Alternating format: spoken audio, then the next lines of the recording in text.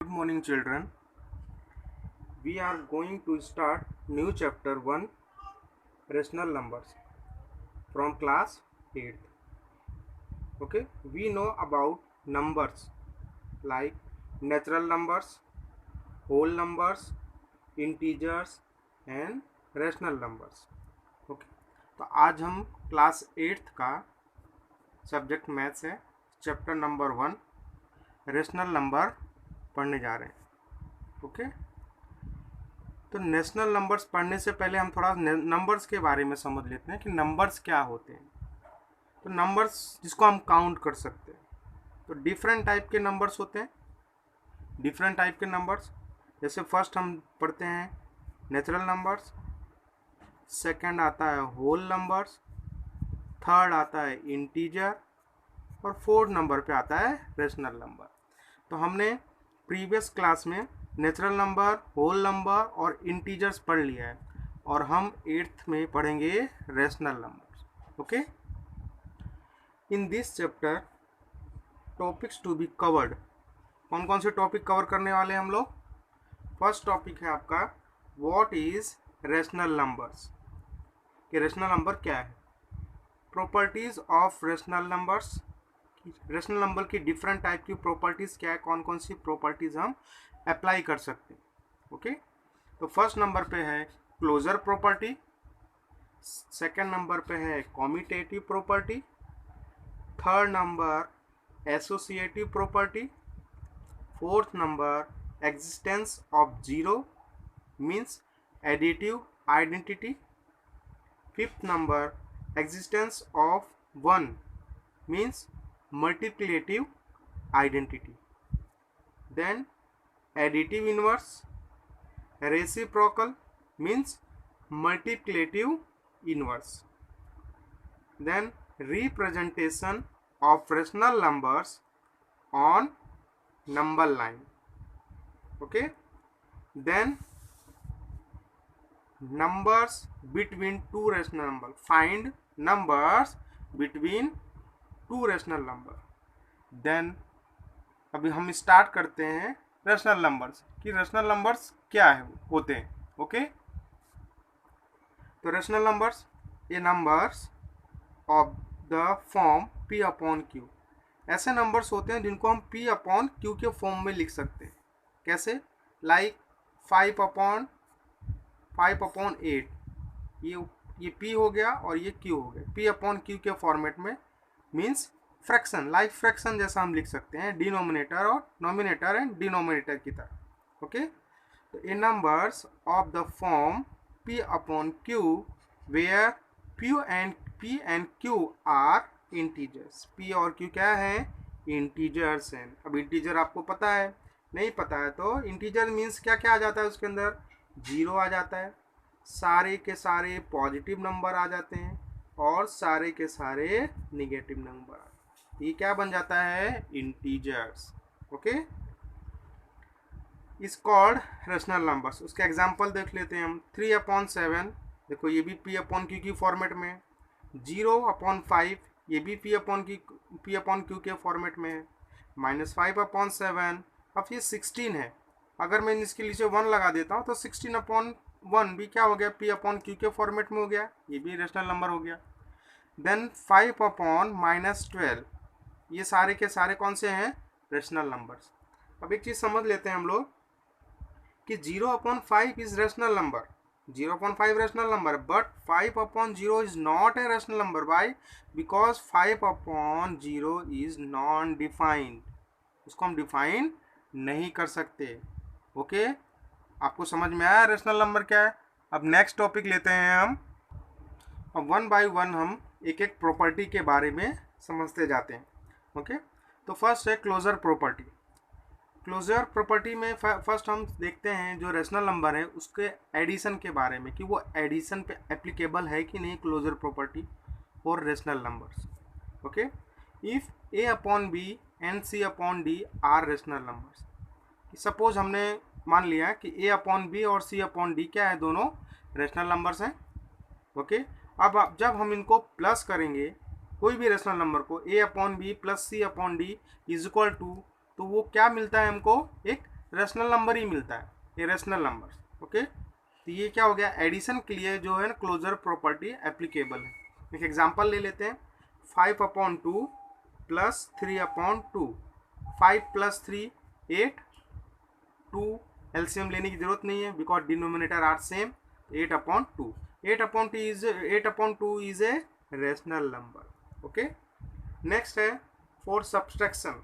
Subtraction के लिए देख लेते हैं, a/b minus c/d is equal to, ये a/b भी रेशनल नंबर है, c/d भी रेशनल नंबर है, दोनों का अगर हम सब्ट्रैक्शन करते हैं तो भी आंसर हमको क्या मिलता है, रेशनल नंबर्स। तो रेशनल नंबर्स मिल गया, तो ये भी एप्लीकेबल है क्लोजर प्रॉपर्टी सब्ट्रैक्शन के लिए भी। कैसे देखते हैं एग्जांपल, 5/2 माइनस 3/2, 5 माइनस 3 2/2, अगर इसको हम कट कर देंगे तो भी आंसर क्या आएगा, 1/1। तो this is the also a rational number. Okay, अब नेक्स्ट हम पढ़ते हैं मल्टीप्लिकेशन के लिए, मल्टीप्लाई के लिए। मल्टीप्लाई के लिए हम देखते हैं, तो a/b multiply by c/d is equal to a rational numbers.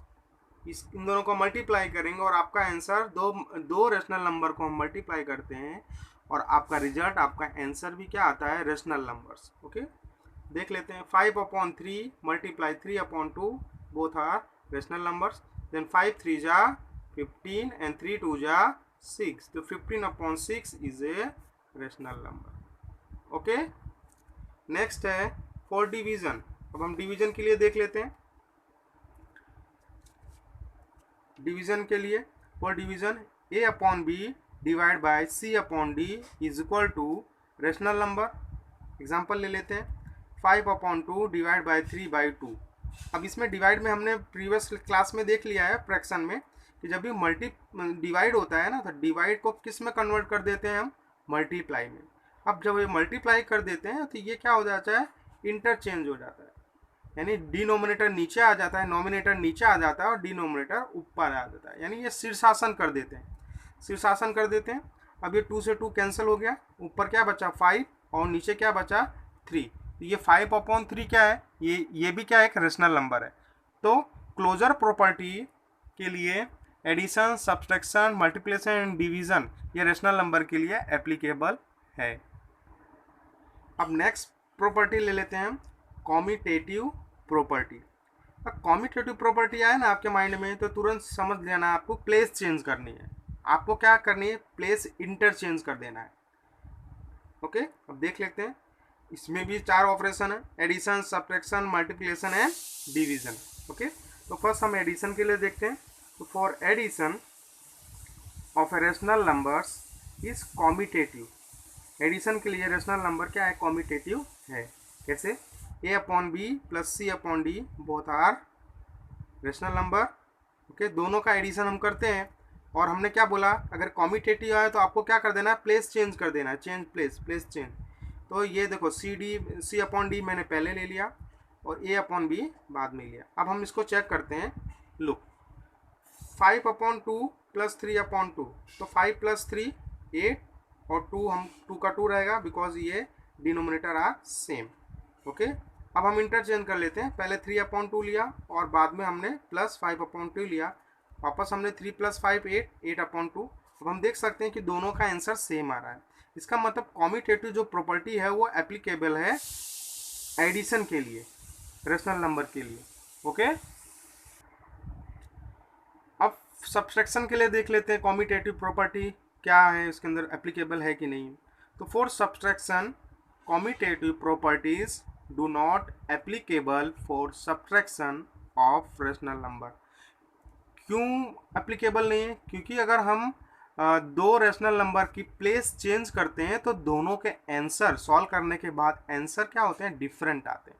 दोनों का अगर आंसर सेम है तो एप्लीकेबल है, और आंसर सेम नहीं है प्लेस चेंज करने के बाद तो वो क्या है, वो एप्लीकेबल नहीं है। ओके, देखो ये जो हम लोग प्रॉपर्टी पढ़ रहे हैं ये समझने के लिए बेसिक है, इसका चैप्टर के अंदर बहुत ज़्यादा यूज़ नहीं है, बट फंडामेंटल हमारा क्लियर होना चाहिए। ओके, तो एक एग्जांपल ले लेते हैं, 5/2 माइनस 3/2, तो 5 माइनस 3 2/2, हमने इसको कट कर दिया, 1 आ गया। ओके, अब हम क्या करते हैं, कॉम्यूटेटिव है, तुरंत दिमाग में आ जाना चाहिए। Place change place. 3/2 माइनस 5/2। देखो मैंने 3/2 को पहले ले लिया और 5/2 बाद में लिया, मैंने प्लेस चेंज कर दिया। अब 3 - 5 करेंगे 2 आएगा, बट ग्रेटर नंबर 5 है। ओके, ग्रेटर नंबर 5 है तो आपको क्या करना पड़ेगा, माइनस की साइन लगेगी, जिसका ग्रेटर हमेशा ग्रेटर नंबर की साइन लगती है, तो -2/2। यहाँ पे भी 2 1 जा 2, 2 1 जा 2, और आपका आंसर क्या है 1, बट क्या है -1। अब हम देख सकते हैं कि माइनस के अंदर हम प्लेस चेंज करते हैं तो दोनों का आंसर क्या आता है, डिफरेंट आता है। तो ये क्या है कि ये अप्लीकेबल नहीं है कॉम्यूटेटिव। अब देखते हैं मल्टीप्लिकेशन के लिए क्या है। For any two rational numbers a/b and c/d के लिए चेक करेंगे तो a/b multiply c/d is equal to c/d multiply a/b। अगर हम मल्टीप्लाई में इंटरचेंज करते हैं तो दोनों का आंसर सेम आता है, यानी मल्टीप्लिकेशन के लिए कॉम्यूटेटिव प्रॉपर्टी एप्लीकेबल है। ओके, देख लेते हैं। 5/2 मल्टीप्लाई बाई 3/2, 5 3 जा 15, 2 2 जा 4। ओके, अब हमने क्या किया, प्लेस चेंज किया। कॉम्यूटेटिव है, तुरंत आपको ध्यान करना है कि प्लेस चेंज करना है आपको। तो 3/2 मैंने पहले लिया, 5/2 बाद में लिया, 3 5 जा 15 एंड 2 2 जा 4। लुक हियर, यहाँ दोनों का आंसर क्या आ रहा है, सेम आ रहा है। तो ये मल्टीप्लाई के लिए कॉम्यूटेटिव एप्लीकेबल है। ओके, अब नेक्स्ट देख लेते हैं हम लोग डिवीजन के लिए क्या है। डिवीजन के लिए चेक कर लेते हैं। डिवीजन के लिए commutative property do not applicable for division of rational numbers, because अगर हम डिवीजन रेशनल नंबर के डिवीजन की वैल्यू प्लेस चेंज करते हैं, रेशनल नंबर की प्लेस चेंज करते हैं, तो दोनों का आंसर इक्वल सेम नहीं आता है। ओके, एक एग्जांपल से देख लेते हैं। 5/2 डिवाइड बाई 3/2। ओके, अब हमने क्या किया है, इसको सॉल्व किया। 5/2 डिवाइड का क्या हो जाता है, मल्टीप्लाई, और इसका क्या हो जाता है, शीर्षासन, यानी सिर नीचे और पैर ऊपर। तो शीर्षासन कर लिया इसने, 3/2/3 हो गया, 2 से 2 कैंसिल, 5/3, इसका आंसर आ गया 5/3। अब हमने प्लेस चेंज कर दी, 3/2 पहले ले लिया, डिवाइड बाई 5/2। 3/2 डिवाइड है तो मल्टीप्लाई करना है, और इसको शीर्षासन कराना है, शीर्षासन कराना नहीं भूलना है। तो 2/5, 2 से 2 कैंसिल, 3/5, ये आपका हो गया। देखो अब इन दोनों का आंसर सेम आ रहा है, नहीं आ रहा है। तो डिवीजन के लिए कॉम्यूटेटिव प्रॉपर्टी क्या है, वो एप्लीकेबल नहीं है। ओके।